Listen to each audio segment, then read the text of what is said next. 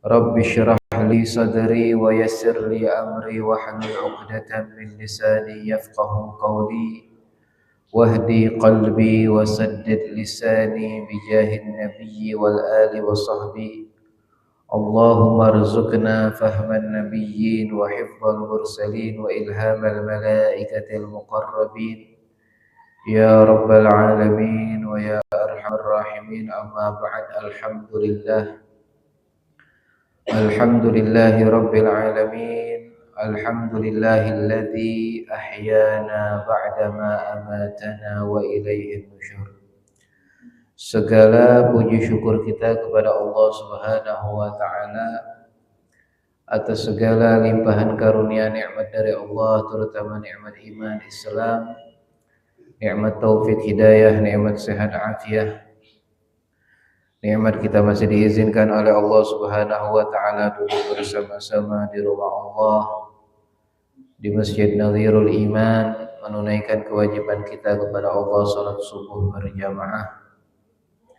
Kemudian kita lanjutkan i'tikaf kita dengan duduk di dalam majelis ilmu. Mudah-mudahan apa yang kita lakukan pada saat ini mendapatkan keridhaan daripada Allah Subhanahu wa taala, menjadi penyebab dosa kita diampuni oleh Allah, hajat kita dikabulkan oleh Allah, dan insyaallah umur kita semua ditutup dalam keadaan husnul khatimah. Amin ya rabbal alamin.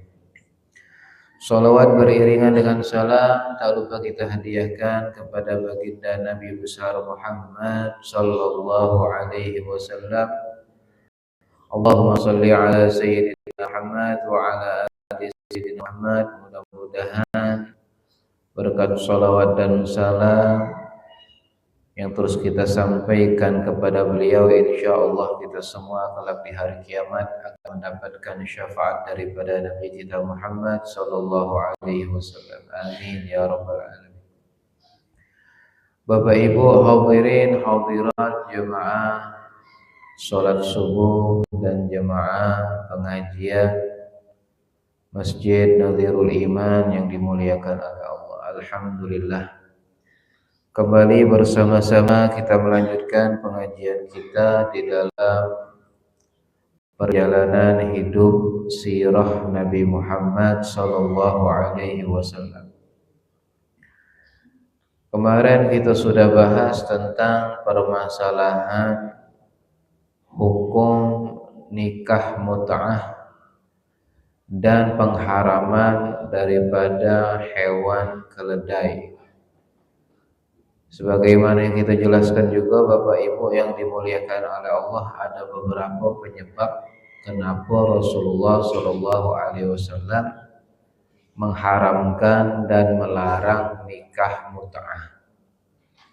Nikah mut'ah sebagaimana yang kita sampaikan, nikah kontrak, kawin kontrak, ada kurun waktu, jangka waktu, tapi tetap menggunakan syarat-syarat dan rukun-rukun daripada pernikahan. Masih harus ada walinya, ada maharnya, ada saksinya. Nah, zaman sekarang ini banyak wong nikah tidak pakai wali dan tidak pakai saksi. Namanya kawin lari. Apa hukumnya kawin lari? Haram. Kalau maksa kawin dan terjadi hubungan suami istri, maka hitungannya zina. Kemudian anak yang dilahirkan juga anak hasil zina. Jadi tidak ada keberuntungan daripada istilah yang kita kenal dengan kawin lari. Namanya kawin itu jangan lari duduk. Tidak baca kalau kawin sambil berlari. Mana nak kawin? Iya kan? Kawin itu duduk, tidur, boleh. Kawin berlari nanggu. Aju cak ayam kayak. Itu istilah Bapak Ibu yang dimuliakan oleh Allah. Jadi jangan sampai hal ini terjadi kepada anak kita, keluarga kita, famili kita, kerabat kita. Nah, ini tugas kita untuk menjaga anak-anak kita, khususnya perempuan, jangan sampai mereka itu hubungannya kepada lawan jenisnya melampaui batas. Boleh berkawan dengan lanang, boleh. Cuma tetap harus kita perhatikan dan harus kita batasi. Ini hari kan luar biasa Bapak Ibu yang dimuliakan oleh Allah. Pergaulan di antara laki-laki dan perempuan itu sangat sudah tidak bisa kita batasi lagi. Kalau dulu kita takut anak kita main keluar rumah, takut kita anak betina main keluar rumah, anak lanang main keluar rumah, sana sini tidak balik berhari-hari, takut kita. Ngapoi dia di luar berhari-hari tidak balik. Zaman sekarang kita takut anak kita tidak keluar kamar. Nah, itu yang lebih bahaya kadang Bapak Ibu. Tidak keluar kamar berhari-hari main HP. Tidak tahu apa yang dimainkannya, entah dia berhubungan dengan betina atau yang lanang atau yang betina berhubungan dengan yang lanang, atau dia bermain judi, main slot, main lain-lainnya Bapak Ibu, nonton hal-hal yang diharapkan, kita tidak tahu. Kakek berimbasnya tiba-tiba kakek langsung dia itu jadi anak yang durhaka, berani melawan perintah wong tuanya, berani ngangkat suara, berani bahkan waliyadzubillah bentak sampai pada memukul waliyadzubillah. Jadi Bapak Ibu yang dimuliakan oleh Allah, kita sepakat bahwasannya kawin kontrak itu diharamkan. Pernah diperbolehkan dengan alasan-alasan tertentu, kemudian diharamkan karena alasan-alasan tertentu juga. Kemudian diharamkan juga makan daging keledai. Hikmahnya apa? Wallahu a'lam. Langsung diharamkan baik oleh Nabi Muhammad SAW. Mungkin sebabnya kata para ulama sebagian mereka menyatakan hewan keledai itu hewan yang dibenci ataupun diingkari di dalam Al-Quran. Itu mungkin salah satu sebabnya. Karena suaranya yang tidak bagus, karena suaranya yang mengganggu, karena mungkin makanannya yang basi-basi. Jadi pengharaman itu pasti ada hikmahnya galo-galo Bapak Ibu. Setiap perintah yang datang daripada Allah Subhanahu wa taala, perintah yang datang daripada Nabi Muhammad SAW, begitupun larangan-larangannya, itu pasti mau tidak mau ada hikmahnya galo-galo. Terkadang kita ini manusia sadar, terkadang juga kita manusia ini tidak sadar dan tidak mengetahui. Pasti ada hikmahnya kalau Allah itu tidak mungkin melarang kecuali ada maksud dan tujuan. Begitu juga Nabi Muhammad SAW, beliau tidak melarang kecuali ada maksud dan tujuan. Itu ringkasan pembahasan yang kemarin Bapak Ibu kita ulangi agar kita tidak lupa. Jadi sayang kalau ada ilmu sekedar lewat-lewat baik tidak kita ingat, tidak kita catat. Ya sayang baik pengajian kita ini kalau sekedar minggu kemarin kita dengar faedah, minggu ini lalu lupa lagi kan sayang. Jadi Bapak Ibu yang dimuliakan oleh Allah, kemudian masih di dalam tahun ke-7 daripada hijrahnya Nabi Muhammad SAW. Tahun ke-7 Hijriah. Selesai perang Khaybar yang sudah kita kupas tuntas, maka ketika Rasulullah SAW pun beliau pulang ke kota Madinah, selesai menuntaskan perang Khaybar, maka datang ke kota Madinah dari negeri Habasyah. Siapa yang datang? Orang-orang yang dulu hijrah ke negeri Habasyah. Kalau Bapak Ibu ingat, dulu itu ada keluarga Nabi dan sahabat Nabi yang hijrah dari kota Mekah menuju Habasyah di daerah Afrika. Mereka hijrah karena udah tidak sanggup lagi menahan penderitaan, siksaan, cacian, makian, bahkan pembunuhan yang ada di kota Mekah. Mereka dizalimi. Maka disuruh Nabi hijrah ke kota Madinah. Kapan? Sudah dulu niat. Bahkan mereka itu menetap di negeri Habasyah itu selama 10 tahun kurang lebih. Maka pulang ke kota Madinah menemui Rasulullah Shallallahu Alaihi Wasallam yang langsung dipimpin oleh sepupu Nabi Ja'far bin Abi Thalib. Jadi sepupu Nabi Ja'far bin Abi Thalib, sepupu Nabi juga Ali bin Abi Thalib. Nah, ini dua beradik. Ja'far bin Abi Thalib ini bapak ibu yang dimuliakan oleh Allah, kaget kilas sejarahnya luar biasa. Ketika di perang Mu'tah, kaget kita bahas perang Mu'tah. Perang melawan orang-orang Nasrani yang ada di negeri Syam. Itu Ja'far bin Abi Thalib ditunjuk oleh Nabi Muhammad SAW sebagai pimpinan pasukan. Perjuangannya amat sangat luar biasa di perang Mu'tah. Beliau diperintahkan Nabi membawa bendera. Oke, kita kisahkan kilasannya.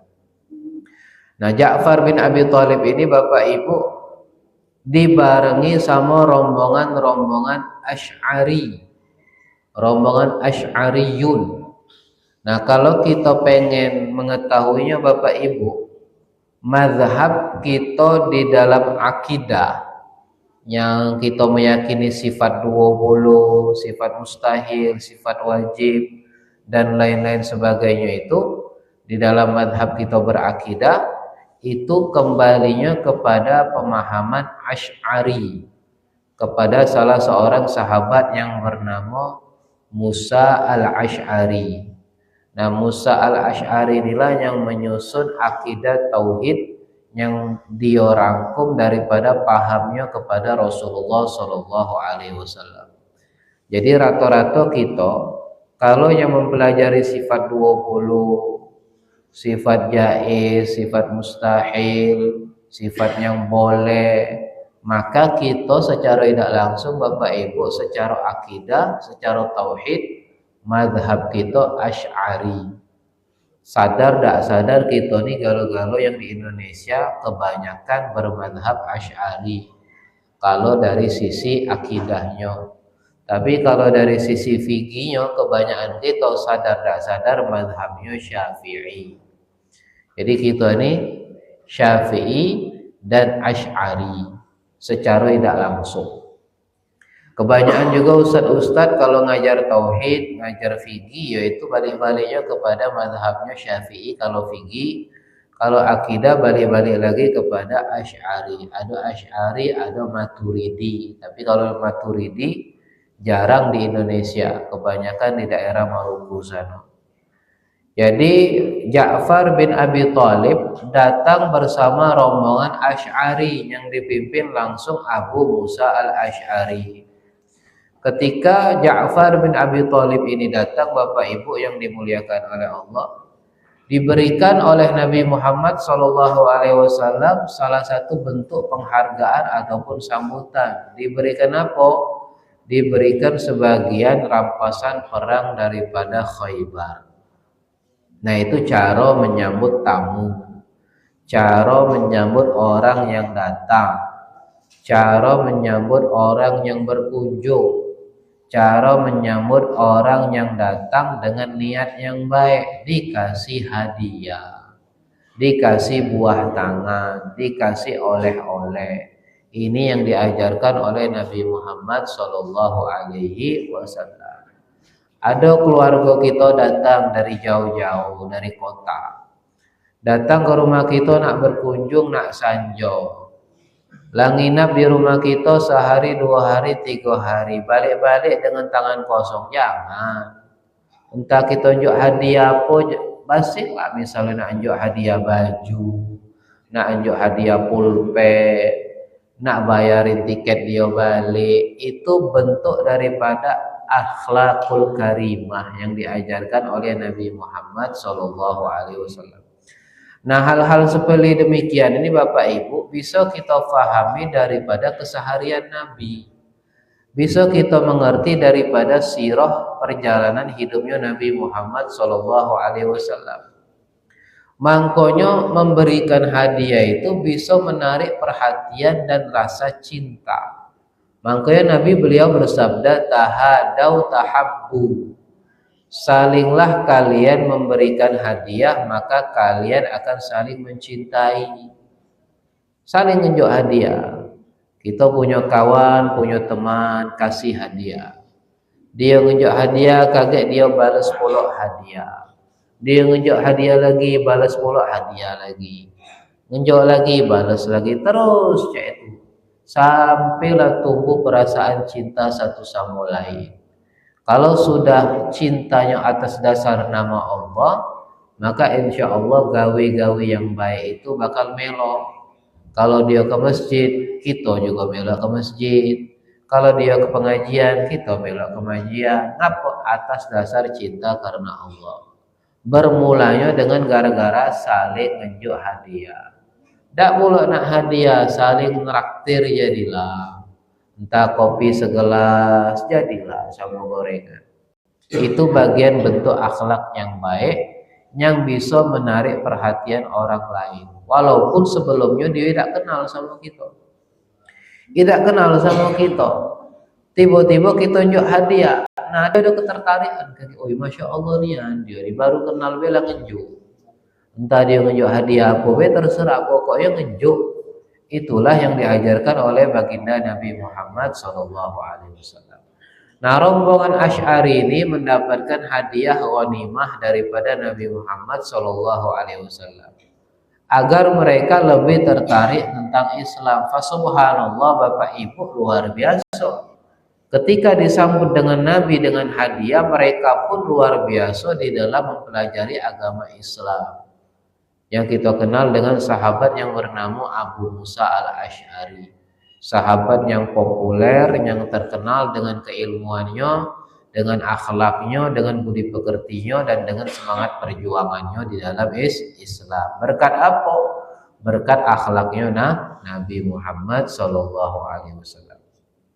Nah, Abu Musa al-Asy'ari ini Bapak Ibu rombongan dari negeri Yaman. Dari negeri Yaman. Yaman mana? Wallahu a'lam. Biasanya dari Yaman daerah utara. Dulu negeri Yaman itu satu, belum ada Yaman utara, selatan, belum. Tapi sekarang sudah terpecah, ada Yaman utara sama Yaman selatan. Nah, pecah belah ini ya gara-gara fitnah. Mungkin gara-gara masalah politik. Nah, itu juga yang memicu perperangan saudara di antara penduduk Yaman sama penduduk daerah yang dekat Iran itu, dan juga dibantu oleh negara Saudi. Sampai sekarang perangnya Bapak Ibu, perang di negeri Yaman. Nah, ini rombongan Musa al-Asy'ari ini dari negeri Yaman. Ketika datang dipuji oleh Nabi Muhammad SAW. Nah, ini salah satu cara juga Bapak Ibu buat menarik perhatian wong, buat menarik simpatisan wong. Pertama dijuk hadiah, kedua dipuji. Apa pujian Nabi kepada mereka? Yaqdumu alaikum qaumun hum araqqu minkum quluban. Telah datang kepada kita suatu kaum yang mana mereka itu memiliki hati-hati yang lembut. Dipuji oleh Nabi Muhammad SAW.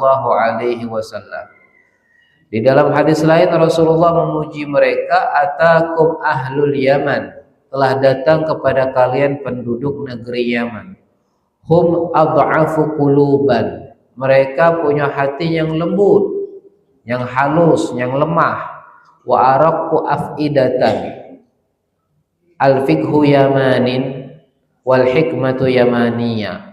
Rata-rata kata Nabi, ilmu fikih itu bersumber kepada penduduk Yaman, dan hikmah itu bersumber kepada penduduk Yaman. Dipuji sama Nabi.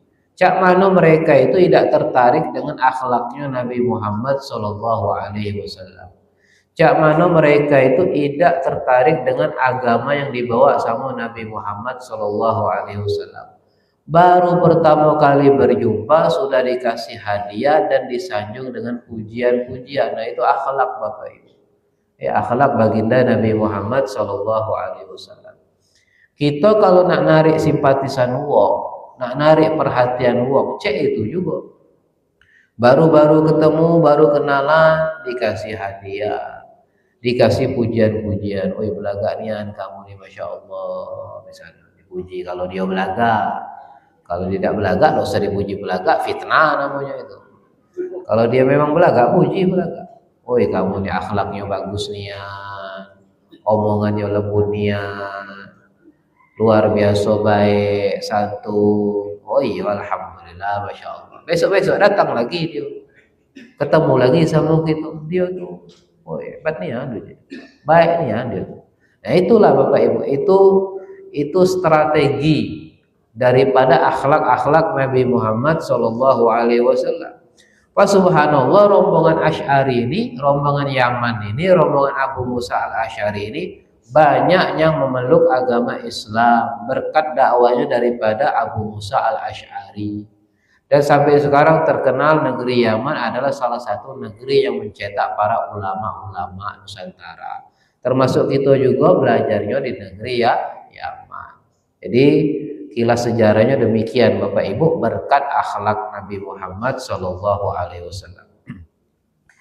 Kemudian Bapak Ibu yang dimuliakan oleh Allah, ketika Ja'far datang bersama rombongan orang-orang negeri Yaman yang dikenal dengan Asy'ari, itu Rasulullah Shallallahu Alaihi Wasallam datang langsung mencium keningnya Ja'far, mencium keningnya Ja'far bin Abi Thalib sebagai bentuk kasih sayang dan cinta karena Allah Subhanahu wa Ta'ala dan juga kerinduan yang mendalam.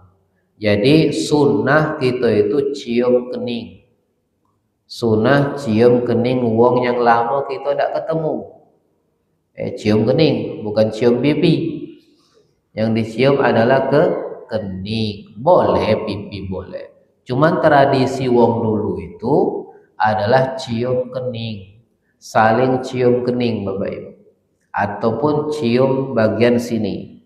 Nah itu sunnah, terutama kepada guru, orang yang kita segani dan orang tua. Jadi ketika kita bertemu sama wong yang lama nih yang kita tidak ketemu sama dia, maka disunahkan kita cium kening dia. Cak mana Pak Ustadz kalau dia tidak galak? Ya sudah, kalau dia tidak galak, dia dicium tapi tidak galak, ya sudah, tidak apa-apa. Kita tuh nak nyium tuh bukan karo-karo nak berasan sama dia, bukan.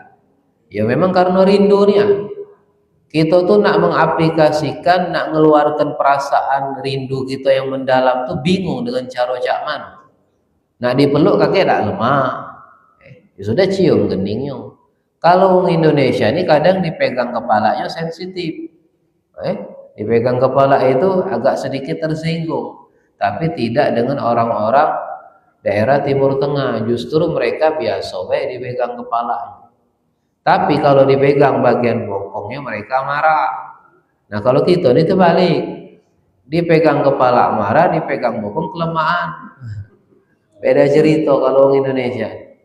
Dipegang bokongnya tidak apa-apa, tidak tersinggung dia. Tapi kalau orang daerah Timur Tengah itu Bapak Ibu, dipegang bagian bokongnya marah luar biasa. Marahnya dia, ngerasa dia tuh apa namanya dihinakan, cak itu. Kehormatan dia ternodai. Lanang sama lanang, bukan lanang sama betina. Kalau lanang sama betina lain cerita lagi, baca pembunuhan mereka. Ini lanang sama lanang, misalnya saling jauhin. Nah itu mereka tersinggung nih ya. Tapi kalau kita megang kepalanya, ya biasa-biasa mereka tidak ngerasa tersinggung, tidak marah. Jadi disunahkan kita itu kalau sudah tidak lama berjumpa dengan kawan, keluarga, sanak, famili, kerabat, disunahkan cium kening. Boleh juga cium tangan, tidak jadi masalah. Kedua-duanya itu bagian daripada sunnah. Ada yang mengklaim, ya buat apa cium-cium tangan itu tidak kati. Itu tuh bid'ah, tidak termasuk tradisi, tidak kati di dalam Islam. Ada padahal. Cuman hajinya kurang jauh yang ngomong demikian itu Bapak Ibu. Para sahabat itu bahkan bukan masalah cium tangan, melebihi cium tangan. Semua yang berkaitan dengan Nabi itu mereka muliakan, mereka hormati, apalagi fisiknya Nabi ini ya. Yaitu secara logika demikian. Kalau kita nak beradu argumen, misalnya anggap dalilnya memang tidak ada. Cuma di dalam dalil-dalil yang lain, hadis-hadis yang lain, sahabat itu bekas Nabi dimuliakan. Apalagi fisiknya Nabi, apalagi tangannya Nabi. Bagaimana sahabat itu tidak pernah mencium tangan Nabi Muhammad Shallallahu Alaihi Wasallam? Pasti pernah. Cuman kadang riwayatnya belum ditemukan bagi orang yang ngajinya mungkin kurang lama, yaitu. Kalau yang betul-betul ngaji pasti ada. Jadi sunnahnya cium kening dan juga cium tangan, pakai hidung Bapak Ibu. Jangan kaget kita ajari anak kita cium pakai pipi. Nah, cium pakai pipi. Nah, itu tidak sunnah itu. Cium itu pakai hidung di yaitu nih disedot nih aja itu. Dicium nih pakai hidung.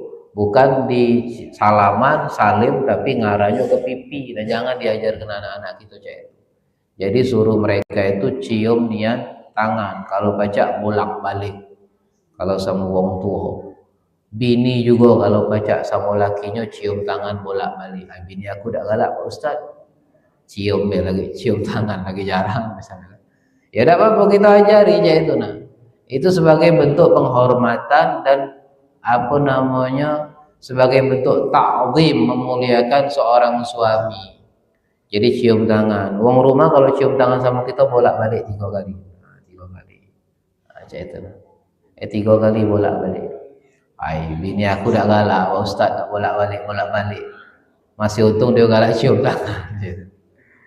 Anak kita ajari itu. Jadi dia tuh lebih penghormatannya, ta'zimnya lebih kepada sosok seorang ayah ataupun sosok seorang suami. Jadi tidak dipandang sebelah mata itu. Itu tradisi bukan sunnah, bukan.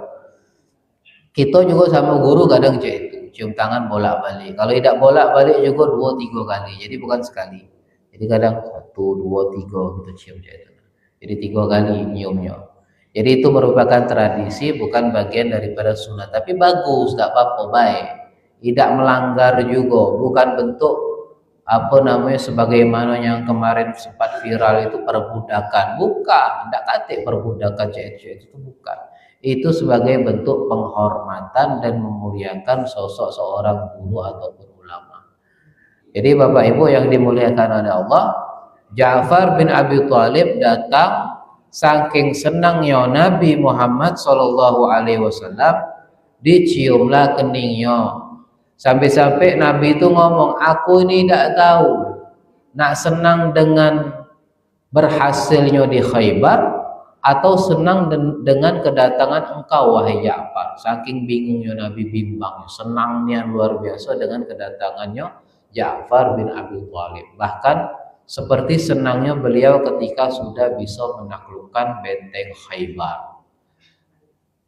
Jadi Bapak Ibu yang dimuliakan oleh Allah, rombongan Ja'far datang bersama rombongan Asy'ari, kemudian disambut oleh Nabi Muhammad SAW dan diberikan hadiah rombongan Asy'ari. Kemudian mereka pun dipuji oleh Nabi Muhammad SAW dan Ja'far bin Abi Thalib datang dengan salah satu istri Nabi, yaitu Ummu Habibah. Istri Nabi Ummu Habibah binti Abu Sufyan yang dinikahi oleh Nabi Muhammad SAW ketika dia di negeri Habasyah. Nikah jarak jauh. Boleh tak nikah jarak jauh? Boleh. Asalkan ada walinya. Kalau tidak kata wali, siapa mana Pak Ustadz? Diwakilkan. Misalnya kita sebagai wali nak nikahi anak kita yang ada di Palembang, kita tidak pacak berangkat lagi, jadi tinggal diwakilkan kepada siapa yang ada di Palembang. Boleh kepada keluarga, boleh kepada sanak famili, boleh juga langsung ke KUA-nya boleh. Jadi intinya harus ada lafaz perwakilan. Aku wakilkan engkau untuk menikahkan putriku yang bernama Fulana binti Fulan. Nah itu boleh. Nah, Nabi itu menikahi Ummu Habibah. Ummu Habibah lagi di negeri Habasyah. Yang menjadi walinya adalah Raja Najasyi, langsung diwakilkan. Tapi di luar daripada itu Bapak Ibu, Nabi itu termasuk kekhususan beliau boleh menikahi perempuan manapun tanpa wali. Itu Nabi. Jangan kakek kita nak melok-melok Nabi pula nikah tanpa wali. Kawin lari tadi tidak boleh. Kalau Nabi termasuk kekhususan beliau boleh menikahi perempuan manapun, dan tidak boleh perempuan yang sudah tunjuk Nabi untuk menikah itu menolak, karena bakal mengabaikan keutamaan kemuliaan yang sangat besar, yaitu menyandang gelar Ummul Mukminin, ibunya orang-orang mukmin. Jadi istrinya Nabi itu menyandang gelar yang paling tertinggi, Ummul Mukminin. Jadi ketika sudah Nabi ada keinginan untuk menikahi dia dengan hikmah-hikmah tertentu, maka tidak boleh ditolak. Jangan sampai ditolak. Nah, itu Ummu Habibah dinikahi Nabi ketika ia lagi di negeri Habasyah, jaraknya jauh dan diwakilkan. Walinya ada dan juga diwakilkan. Nah, itu cara kita menikahkan orang ataupun putri kita ataupun ponakan kita yang perempuan dari jarak jauh. Jadi harus ada wakil. Kalau tidak pakai wakil atau tidak ada lafaz perwakilan, maka tidak boleh, walaupun KUA. Nah, KUA itu pun harus ada wakil daripada wong tua kandung. Jadi wong tua kandung lah nyerah ke KUA, aku wakilkan untuk nikahkan anak putri aku jadi. Nah, itu harus ada sighatut taukil, lafaz untuk mewakilkan. Siapa baik boleh menjadi wakil wali pernikahan selagi dia memang betul-betul bisa menyampaikan akadnya. Kalau memang dia tidak bisa, ya diwakilkan dengan yang lain. Jadi Bapak Ibu yang dimuliakan oleh Allah, permasalahan nikah itu tidak boleh terlepas daripada wali dan dua saksi. Di luar daripada itu, nikah tidak diperbolehkan, hukumnya haram dan hasilnya juga haram. Hitung-hitungannya gawinya itu seluruhnya perbuatan zina. Termasuk juga wali itu salah satunya ketika wong tua tidak ngerestui. Itu bagian daripada bentuk pengesahan wali. Wong tua tidak ngerestui tapi dia masih maksa nikah. Laporlah ke KUA. KUA mensetujui, tidak boleh. Berarti KUA-nya tidak paham. Banyak juga yang model cek itu Bapak Ibu. Bahkan maaf disogok, dinjuk duit kawini kami. Yang penting kami pacak kawin opayo di KUA. Kawinlah mereka Bapak Ibu. Sedangkan wong tuanya tidak ridha dan tidak menyetujui perkawinan mereka berdua dengan alasan-alasan tertentu. Nah, ini harus kita pahami Bapak Ibu yang dimuliakan oleh Allah, karena pernikahan ini seumur hidup. Jangan sampai kita salah di dalam hukumnya, di dalam syaratnya, dan di dalam rukun-rukunnya. Sampai sini dulu Bapak Ibu, insya Allah kita lanjut lagi pada pertemuan berikutnya. Wallahu a'lam bissawab. Subhanakallahumma wa bihamdika asyhadu an la ilaha illa anta nastaghfiruka wa natubu ilaik. Wa sallallahu ala sayyidina Muhammadin nabiyil ummi wa alihi washabbihi wasallam. Walhamdulillahi rabbil alamin. Wassalamualaikum warahmatullahi taala wabarakatuh.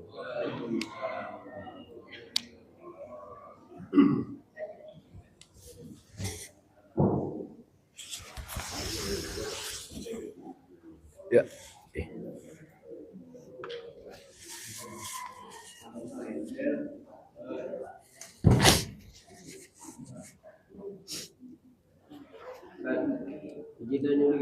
Ya.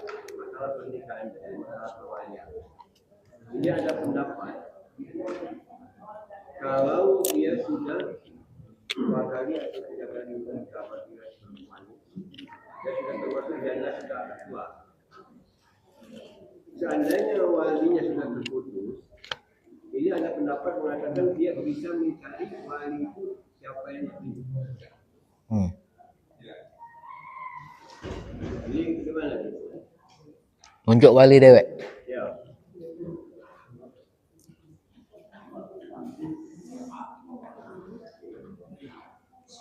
Tak baca sebetulnya.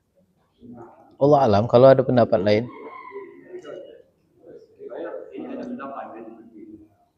Katanya ini saya ini dia nikah, dia perempuan ini nikah sudah 2 kali dan dia mungkin umur dia sudah agak tua kan.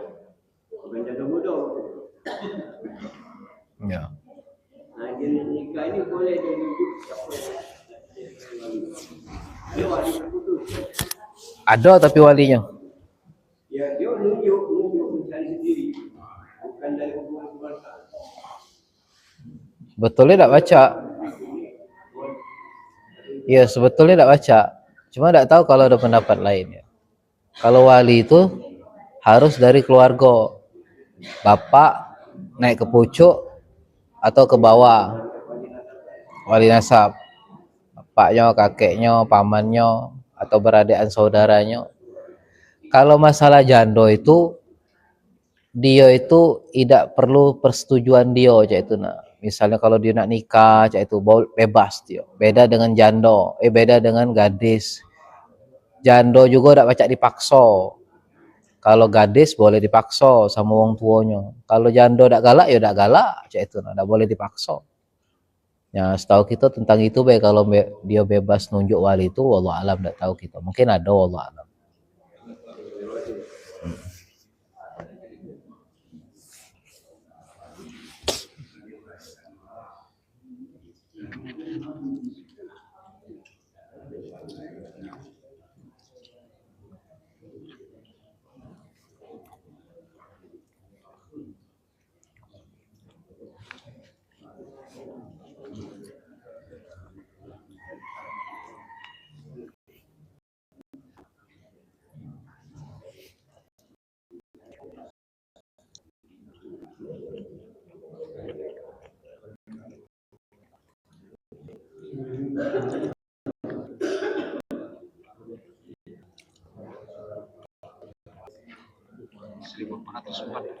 Ya, bertepatan dengan 17